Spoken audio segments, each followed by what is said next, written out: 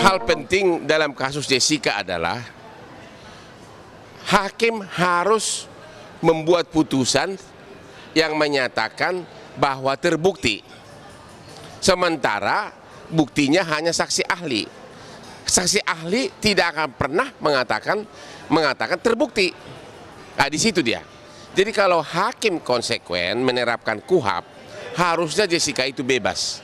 Karena yang ada sekarang ini hanya bukti petunjuk, yaitu pendapat saksi ahli.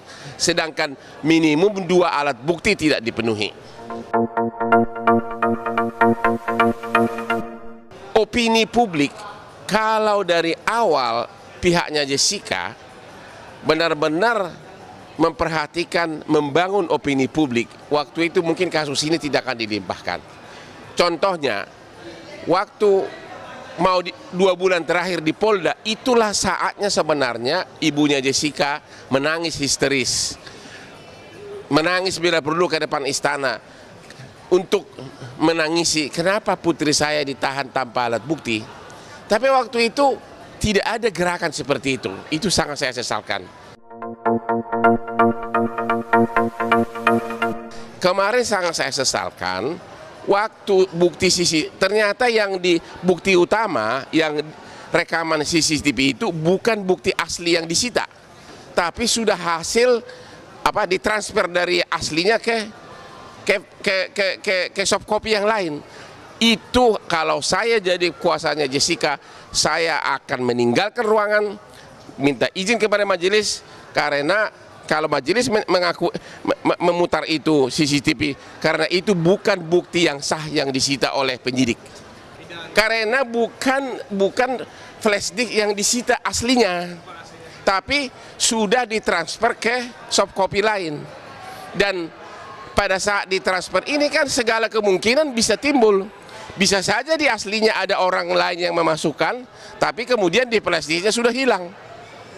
Tapi intinya dari segi hukum acara pidana, bukti yang disita itulah yang harusnya ditayangkan di depan persidangan.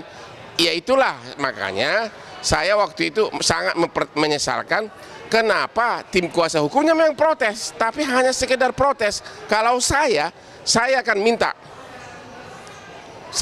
izin keluar sidang agar itu menjadi perhatian isu nasional gitu loh. Karena ada apa nih?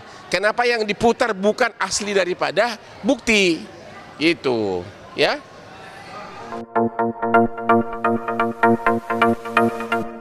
Saya sudah dengar itu.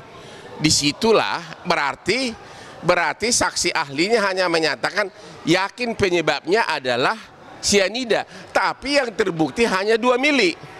Sementara 2 mili tidak cukup membunuh. Makanya saya bilang pendapat saksi ahli itu sangat diragukan.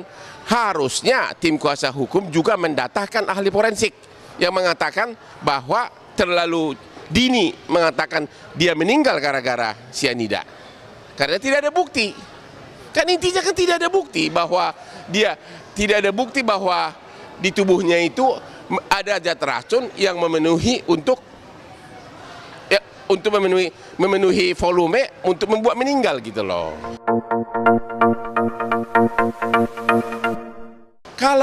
Kalau hanya soal keyakinan, 10 hakim bisa 5 jenis keyakinan.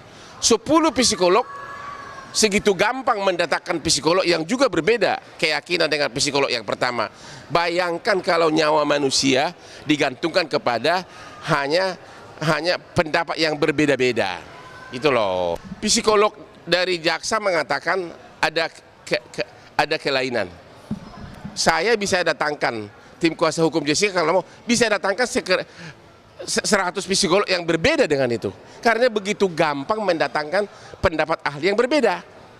Jadi pendapat mana yang akan diikuti oleh hakim? Akhirnya kan jadi berantakan semua kan. Saya yakin Jessica timnya akan mendatangkan forensik yang mengatakan belum pasti penyebabnya adalah sianida karena cuma 2 mili. Saya yakin timnya Jessica akan berhasil mengatakan psikolog yang mengatakan gerak-gerik di meja setiap orang berbeda-beda.